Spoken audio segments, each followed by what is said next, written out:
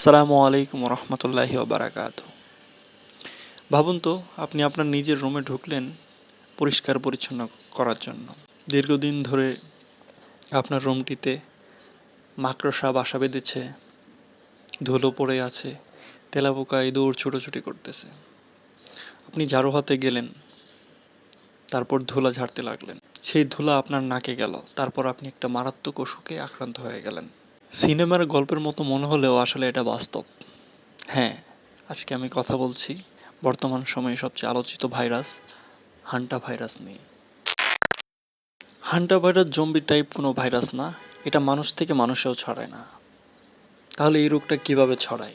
Hanta ভাইরাসের প্রধান বাহক হলো ইঁদুর। তাহলে কি ইঁদুর কামড় দিলে আপনার হান্টা ভাইরাস হবে? বিষয়টি এরকম নয়। ইঁদুরের মল, লালা, প্রস্রাব যখন বাতাসে শুকিয়ে যায়, ঘরের মেঝেতে থাকে, আপনি যখন ঝাড়ু দিতে যান বা পরিষ্কার করতে যান, সেটা তো শুকনো হয়ে থাকে। সেটা যদি আপনার নিঃশ্বাসের সাথে কোনোভাবে আপনার শরীরের ভেতর প্রবেশ করে, সেখান থেকে আপনি হান্টা ভাইরাসে আক্রান্ত হতে পারেন। মানে ইঁদুর আপনাকে না কামড়ালেও আপনি হান্টা ভাইরাসে আক্রান্ত হতে পারেন ইঁদুরের মাধ্যমে। এই বছরের 1 এপ্রিল আর্জেন্টিনার উশুয়া শহর থেকে একটি ক্রুজ জাহাজ এমভি হুন্ডিয়াস নাম যাত্রা শুরু করে 28টি দেশের 150 জন যাত্রী নিয়ে সাউথ জর্জিয়ায় প্রমোদ ভ্রমণের জন্য। তো হঠাৎ করেই একজন প্যাসেঞ্জার মারাত্মক জ্বরে আক্রান্ত হয়, 11 এপ্রিলে মারা যায়।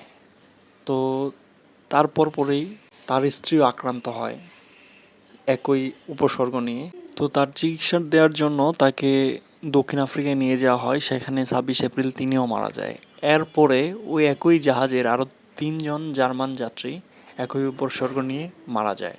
এরকম পরপর কয়েকটি ঘটনার কারণে ওয়ার্ল্ড হেলথ অর্গানাইজেশন বা WHO এই ব্যাপারটা নিয়ে গবেষণায় নামে।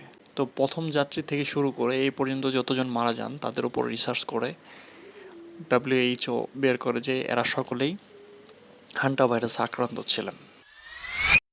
1950 সালে কোরিয়ান যুদ্ধের সময় প্রায় 3000-এর মতো সৈনিক হঠাৎ করে একটা ভাইরাল জ্বরে আক্রান্ত হয় এবং মারা যায়।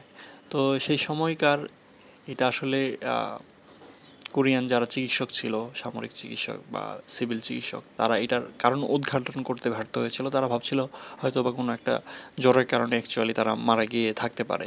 1978 সালে কোরিয়ান গবেষক হু ওয়াং লি আবিষ্কার করতে সমর্থ হয় কোরিয়ান যুদ্ধের সময় যে সৈনিকগুলো মারা গিয়েছিল তারা মূলত জ্বরের কারণে মারা যায়নি, এবং তারা যেখানে মারা গিয়েছিল তার পার্শ্ববর্তী একটা নদী ছিল হান্টা, সেখানে ইঁদুরের প্রাদুর্ভাব ছিল বেশি। মূলত ইঁদুরের সংস্পর্শে বা ইঁদুর থেকে ভাইরাস সংক্রমণের কারণেই সৈনিকগুলো মারা গিয়েছিল বলে তিনি মতবাদ দেন, এবং এই মতবাদটির উপর গবেষণা করে তিনি প্রতিষ্ঠিত করতে সক্ষম হন যে হান্টা নামে কোনো ভাইরাসের অস্তিত্ব আসলে আছে, আর এগুলো মূলত ছড়ায় ইঁদুরের মাধ্যমে। তো আমরা কিভাবে বুঝবো যে কেউ হান্টা ভাইরাসে আক্রান্ত হয়েছে বা হান্টা ভাইরাসের লক্ষণ কি? হান্টা ভাইরাস হইলে মানুষের শরীরে কী ধরনের উপসর্গ আসলে দেখা যায়? বর্তমান সময়ে বিজ্ঞানীগণ গবেষণা করে যে বিষয়টা প্রমাণ করতে পেরেছে সেটা হলো হান্টা ভাইরাসের উপসর্গ আসলে ভৌগোলিক পরিবেশ ভেদে আসলে আলাদা আলাদা হয়। ইউরোপ ও এশিয়ার ধরন একরকম, আমেরিকা, দক্ষিণ আমেরিকার ধরন, আফ্রিকার ধরন একরকম। আর এইটা মূলত ভ্যারি করে হলো ইঁদুরের প্রজাতির উপর। এক ইঁদুরের প্রজাতি এর দ্বারা আক্রান্ত হলে এক রকমের উপসর্গ তৈরি হয়, আরেক প্রজাতির ইঁদুর দ্বারা সংক্রমিত হলে আরেক ধরনের উপসর্গ দেখা দিতে পারে। তবে মেজরিটি হিসেবে দুই ধরনের হান্টা ভাইরাসের কথা বর্তমানে খুব আলোচনায় রয়েছে। সেটা হলো এশিয়া এবং ইউরোপ এলাকার লোকজনের ক্ষেত্রে যে হান্টা ভাইরাসটা বেশি দেখা যায় সেটা হলো HFRS।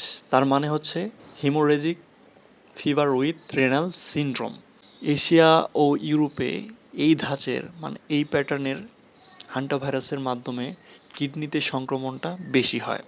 আর উত্তর আমেরিকায় বা আফ্রিকায় যে হান্টা ভাইরাসটা সংক্রমণ হয় সেটাকে বলে HPS, hanta virus pulmonary syndrome.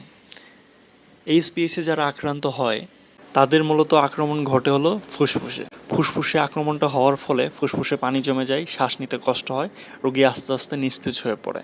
আর কমন যে লক্ষণগুলো আছে সেগুলো হলো জ্বর ভাব থাকে, মাথা ব্যথা করে, শরীর ব্যথা করে, মাথা ঘোরা, বমি বমি ভাব।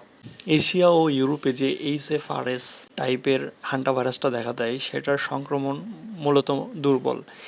এই ধাঁচের হান্টা ভাইরাসে সংক্রমিত হলে, কেউ আক্রান্ত হলে তার মৃত্যু হার অনেক কম আর কি। আর আমেরিকায় যে হান্টা ভাইরাসটার প্যাটার্নটা দেখা যায় এএসপিএস, সেটার মৃত্যুর ভাগ প্রায় 50% না।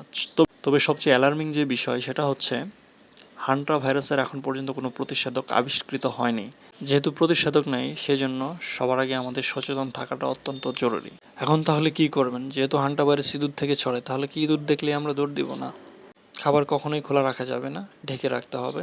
আর বাসায় ইঁদুরের উপদ্রব বাড়তে দেওয়া যাবে না। আর যখন আমরা রুম পরিষ্কার করব, জীবাণুনাশক স্প্রে করে তারপরে রুম ক্লিন করব। বাড়ি, আঙিনা, আশপাশ সবসময় পরিষ্কার রাখার চেষ্টা করব। আর আরেকটা বিষয় হলো, গ্রামেগঞ্জে ছেলেপেলেরা ইঁদুর নিয়ে খেলা করে, বিশেষ করে ছোট বাচ্চারা। তাদেরকে এ ধরনের কাজ থেকে বাধা দিতে হবে যাতে এরকম না করে। কারণ কখন কোনটাতে কি হয়ে যায় আসলে বলা মুশকিল। করোনার সময়ও করোনা রোগটি আসছিল বাদুড় থেকে। তো আমাদেরকে সচেতন হওয়া ছাড়া বিকল্প কোনো পথ নেই। তো আজকে এই পর্যন্তই। আমি আশরাফুল আলম। ভালো লাগলে নেক্সট ভিডিওতে আবার দেখা হবে ইনশাল্লাহ। আসসালামু আলাইকুম ওয়া রাহমাতুল্লাহি ওয়া বারাকাতুহু।